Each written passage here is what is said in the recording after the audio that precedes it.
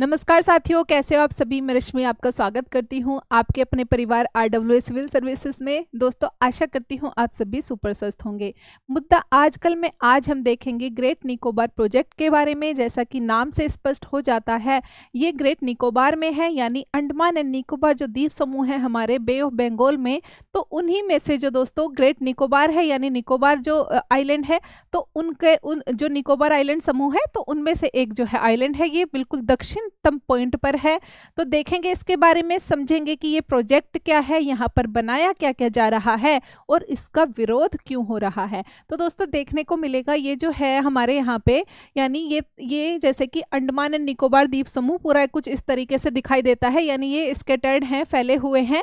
और इसमें जो है दोस्तों अगर बात कर लें हम जो ग्रेट निकोबार है, तो कुछ इस तरीके का ये एरिया है, यानी कि यहाँ पे कैंपबेल बे नेशनल पार्क है, फिर यहाँ पे गलेथिया नेशनल पार्क है, फिर ये एक बे है। तो यहाँ पर दोस्तों यहाँ इस एरिया में बनने वाला है, यहाँ पे बनेगा ट्रांसशिपमेंट पोर्ट। तो ट्रांसशिपमेंट पोर्ट क्या होता है, इसका यूज होता है दोस्तों, जैसे कि जो पोर्ट हैं तो वहां से एक तरीके से जो डायरेक्ट रास्ता किसी उसके लिए नहीं है, मान लिया कुछ एक्सपोर्ट करना है, तो ट्रांसशिपमेंट पोर्ट पे डीप कंटेनर जो है, डीप वाटर कंटेनर आ सकते हैं और उनमें जो है चीजें भरी जाती हैं, यानी कि एक हब की तरह कार्य करता है, जहां से मान लिया माल जहां से जो अपनी डेस्टिनेशन तक पहुंचेगा। तो दोस्तों इस तरीके से ही कार्य करेगा। आगे जो है, क्योंकि अभी ट्रांसशिपमेंट के लिए हम निर्भर हैं कोलंबो पर, सिंगापुर पर, और कोलंबो में देखने को मिलेगा दोस्तों कि चाइना के स्टेक काफी हैं, तो इस वजह से कहीं ना कहीं इनडायरेक्टली हम फायदा पहुंचा रहे हैं चाइना को, अगर हम अपने ट्रांसशिपमेंट पोर्ट जो है एक तरीके से विकसित नहीं कर पाते। तो दूसरा दोस्तों यहाँ पर बनने वाला है एक एयरपोर्ट। तो एयरपोर्ट यहाँ पर डेवलप होने वाला है इस एरिया में। फिर दोस्तों इसमें जो है देखने को मिलेगा ये जो एरिया है, तो यहाँ पर बनेगी टाउनशिप, यानी एक ग्रीनफील्ड सिटी इस तरीके से बनेगी। ग्रीनफील्ड क्यों कह रहे हैं, क्योंकि यहाँ पर अभी तक कोई डेवलपमेंट नहीं है, तो नया कुछ डेवलपमेंट होगा, इसलिए उसको ग्रीनफील्ड बोल रहे हैं। फिर दोस्तों यहाँ पर जो है पावर प्लांट बनने वाला है इस एरिया में, यानी कि यहाँ पर एक पावर प्लांट भी लगाया जाएगा, जो इनको जो है एक तरीके से जो इतनी सारी चीजें, इतना इंफ्रास्ट्रक्चर बनेगा, तो उसको चलाने के लिए पावर एनर्जी वो तो चाहिए ही, तो उसके लिए पावर प्लांट जो है यहाँ लगने वाला है। तो ये जो है यहाँ की ज्योग्राफी कुछ इस तरीके की है दोस्तों, अगर देखने को मिले जैसे कि ये आइलैंड है, फिर यहाँ पर जो है हमारी जो जनजातियां हैं दोस्तों, तो एक शोम्पेन करके जनजाति है, फिर एक निकोबारीज लोग यहाँ पर रहते हैं। तो यहाँ की एक तरीके से अपनी जो कल्चर है, जो ये लोग काफी मतलब बिखरे हुए हैं। और दूसरा क्या है दोस्तों, इनका जो है जो रहने सहने का तरीका जो होगा, तो जनजातियां जो हमारी हैं वो नेचर के करीब रहती हैं, नेचर के पास रहती है, और उनके तरीके जो है नेचर इस तरीके के होते हैं कि जो है हम लोग उनको थोड़ा नहीं समझ पाते कई बार। तो दोस्तों इस डेवलपमेंट से कहीं ना कहीं उनको लाभ भी होगा, लेकिन उन्हें अपने उस जोन से बाहर भी आना पड़ेगा जिसमें वो रहते हैं, यानी नेचर के पास रहते हैं। और जब यहाँ पर डेवलपमेंट हो जाएगा तो दोस्तों ऐसा तो है नहीं कि वो इस तरीके से ही रह पाएंगे जैसे वो पहले रह रहे थे। तो इसमें देखने को मिलेगा, यानी काफी ये रीजन भी है जिस वजह से अपोजिशन जो है इसका विरोध कर रहा है। और भी बहुत सारे रीजन है विरोध के, जैसे कि ये जो सिटी जो बनेगी दोस्तों यहाँ पर, तो यहाँ पे जंगल काटे जाएंगे, तो जो जंगल कटेंगे तो उसका भी विरोध हो रहा है। जो हमारे जो इन्वायरमेंटलिस्ट हैं तो वो भी विरोध कर रहे हैं कि भाई एक तरफ तो जनजातियों को डिस्प्लेस होना पड़ेगा और दूसरी ओर जो है जंगल भी यहाँ पर कटेंगे, तो ये एक तरीके से क्या है कि एक डिजास्टर साबित होगा, तो ये कहा जा रहा है। तो दोस्तों इसमें देखने को हमें मिलेगा कि भाई इसके जो है फायदे भी बहुत है जो इस प्रोजेक्ट के हैं, तो हम देखेंगे कि किस तरीके से ये फायदा पहुंचा सकता है और क्या जो है सावधानियां बरतनी होंगी, क्योंकि दोस्तों यहाँ की जो है एक तरह संवेदनशील है, जो यहाँ पे पॉपुलेशन जो रहती है, और एक तरीके से उनका हमें पहले देखना होगा कि भाई क्या होना चाहिए। फिर दोस्तों यहाँ पे देखने को मिलेगा जो मलक्का स्टेट है, तो वो भी मतलब पास है, यानी कि जहाँ से बहुत सारे जो ट्रेड है होता है, 75% के करीब जो है जो शिपमेंट है इधर से गुजरते हैं दोस्तों मलक्का स्टेट से, तो उसके भी करीब ये पड़ेगा, जिसकी वजह से इंडिया को जो है काफी फायदा मिलेगा, यानी ट्रांसशिपमेंट फैसिलिटी हम दूसरे देशों को भी दे पाएंगे। अभी तो हमें खुद लेनी पड़ती है दूसरों से, जैसे सिंगापुर से या फिर कोलंबो से। आगे बात करेंगे दोस्तों, तो ग्रेट निकोबार परियोजना जो है ये 72,000 करोड़ रुपए इस पर खर्च हो रहा है। तो इतनी लागत से ये बन रही है, जिसमें जो है जैसे हमने बात की कि ट्रांसशिपमेंट पोर्ट बन रहा है, एयरपोर्ट बन रहा है, टाउनशिप बन रही है, पावर प्लांट लगाया जा रहा है। फिर आगे जो है दोस्तों उद्देश्य क्या है, ट्रांसशिपमेंट हब के रूप में विकसित करना, वैश्विक व्यापार मार्ग में भारत की प्रमुख स्थिति और रोजगार सृजन करना। जैसे कि मलक्का स्ट्रेट को हमने देखा जो एक तरीके से पास में ही है, तो दोस्तों उसमें भी, और इंडो पैसिफिक रीजन है तो वहां पर इंडिया की एक मजबूत स्थिति जो है होगी इस प्रोजेक्ट के बाद। आगे देखने को मिलेगा दोस्तों ग्रेट निकोबार मलक्का जलडमरू मध्य के एक तरीके से समीप है, जहां से विश्व व्यापार का 40% के करीब जो है गुजरता है। आगे देखेंगे इस द्वीप में भारत इंडो पैसिफिक क्षेत्र में जो है अपनी स्थिति को और ज्यादा मजबूत कर सकता है, क्योंकि वहां पर चाइना का डोमिनेंस देखने को मिलता है दोस्तों। तो यहाँ इस प्रोजेक्ट को डेवलप करने के बाद इंडिया की जो है, इंडिया इस तरीके से विकसित हो सकता है जैसे कि सिंगापुर है, और इनफैक्ट इसको कहा भी जा रहा है, जबकि जगह तो इसकी जो है सिंगापुर से बड़ा है, ये द्वीप जो है हमारा सिंगापुर से कहीं ज्यादा बड़ा है।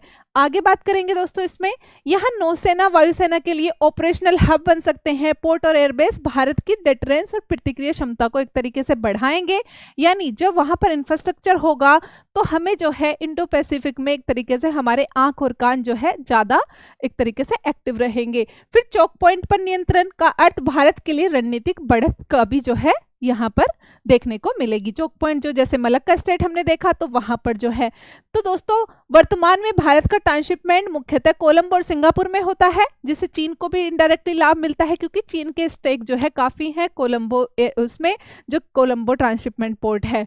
फिर जो है नया पोर्ट भारत की निर्भरता इस पर कम करेगा और विदेशी मुद्रा जो है जो हमारी खर्च हो जाती है वो भी जो है बच पाएगी, और फिर दूसरे देशों को भी हम एक तरीके से ये फैसिलिटी प्रोवाइड कर सकते हैं, ट्रांसशिपमेंट फैसिलिटी। आगे बात करेंगे तो दोस्तों बेहतर बुनियादी ढांचा स्थानीय लोगों की आकांक्षाएं पूरी कर सकता है, जैसे कि शिक्षा और जो है स्वास्थ्य सुविधाएं बढ़ेंगी। जब डेवलपमेंट होगा, इंफ्रास्ट्रक्चर बनेगा, ग्रीनफील्ड सिटी बनेगी, तो दोस्तों ये सारी फैसिलिटीज तो वहां पर अवेलेबल होंगी।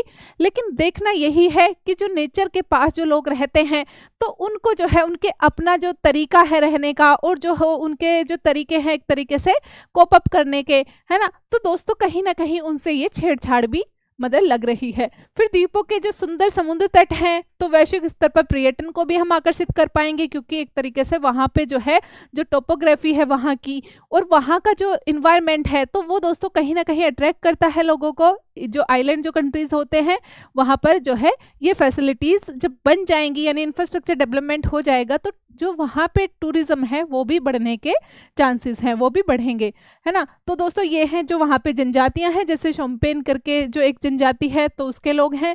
फिर आगे जो है निकोबारीज वहां पर रहते हैं, और इसमें जो है इनकी अपना रहन सहन का तरीका है। तो कहीं ना कहीं जब हम इंफ्रास्ट्रक्चर डेवलपमेंट कर देंगे तो दोस्तों कहीं ना कहीं उन लोगों को डिस्प्लेस भी करना होगा, और जब वो डिस्प्लेस्ड होंगे तो हो सकता है एक तरीके से वो अपनी जो संस्कृति है उसको दोबारा से इस रूप में ना रख पाए जिसमें वो अभी रह रहे हैं। 13,000 हेक्टेयर जंगल काटने पड़ेंगे, तो दोस्तों ये एक जो है चिंता है जो एक तरीके से इन्वायरमेंटलिस्ट उठा रहे हैं, है ना। और इसमें जो है जैव विविधता पर भी खतरे की बात कही गई है, जैसे गैलेथिया बे जहां पर ट्रांसशिपमेंट पोर्ट बनेगा वहां एक लेदर बैक टर्टल है तो उसकी हैचिंग होती है, तो कहीं ना कहीं वो जो है उसके लिए वो इकोसिस्टम उसका एक तरीके से डिस्ट्रॉय हो सकता है, यानी हैबिटेट डिस्ट्रक्शन उसका हो सकता है। तो ये भी जो है एक चिंता का विषय है। सरकार ने कंपनसेटरी एफोरेस्टेशन और अन्य उपायों की योजना तो बनाई है कि भाई जो है एक जगह से जंगल कटेंगे तो दूसरी जगह पर लगा दिए जाएंगे, यानी कंपनसेटरी एफोरेस्टेशन हो जाएगा। जैसे जहां पर प्रोजेक्ट डेवलप हो रहा है वहां से दूसरी जगह पर जो है एक तरीके से फॉरेस्ट लगा दिए जाए। लेकिन दोस्तों यही है कि अभी जो है जो चेंजेस वहां पर आएंगे तो उनका किस तरीके से जो है प्रभाव पड़ेगा, तो ये तो फ्यूचर में ही देखने को मिलेगा। आगे शोम्पेन और निकोबारी जो है तो बहुत एक तरीके से गवर्नमेंट ये तर्क देती है कि वो तो काफी कम है, जैसे कि शोम्पेन जनजाति के जो लोग हैं 229 के करीब ही बचे हैं। फिर बात करें निकोबारी तो 38,000 के करीब जो है उनकी जो पॉपुलेशन है। तो दोस्तों इसमें देखा जाएगा कि भाई जो ये मतलब कि ये लोग तो वहां पर काफी कम बचे हैं, तो ये सरकार का तर्क है कि भाई उनको जो है एक जो मॉडर्न वो है तो उसमें लेके आना और उनको शिक्षा और स्वास्थ्य ये सब प्रोवाइड करना, लेकिन कहीं ना कहीं जो है वो जनजातियां एक्सटेंड भी हो सकती है। फिर जो है प्रशासन और सेना सिविल मिलिट्री कोऑर्डिनेशन से सुरक्षा और ज़रूरतों का ध्यान जो है रखा जाएगा उनका, है ना। तो ये कहा है गवर्नमेंट ने, यानी ध्यान तो दिया जाएगा, बट वही है कि भाई जब बिल्कुल हैबिटेट चेंज होगी तो उसका क्या फ़र्क पड़ेगा। यह क्षेत्र सिस्मिक जोन में भी है, लेकिन आधुनिक भूकंप रोधी निर्माण तकनीक से जोखिम जो है घटाया जा सकता है। तो दोस्तों इसमें जो है ये सारी जो है सावधानियां तो बरतनी होंगी वहां पर इंफ्रास्ट्रक्चर डेवलप करते हुए। जापान और इंडोनेशिया जैसे देशों ने भी ऐसे क्षेत्रों में सुरक्षित विकास किया है। तो ये तर्क है गवर्नमेंट का, अपोजिशन इसका विरोध कर रहा है कि जनजातियों को मतलब वहां पर एक तरीके से आप एक्सटेंड कर देंगे क्या, या फिर जंगल जो है काटे जाएंगे। तो दोस्तों इसमें यही देखने को मिलेगा कि आगे जो है किस तरीके से ये इंफ्रास्ट्रक्चर जो है डेवलप होता है और क्या आगे देखने को मिलता है। तो इसी के साथ मैं विदा लेना चाहूंगी। नमस्ते।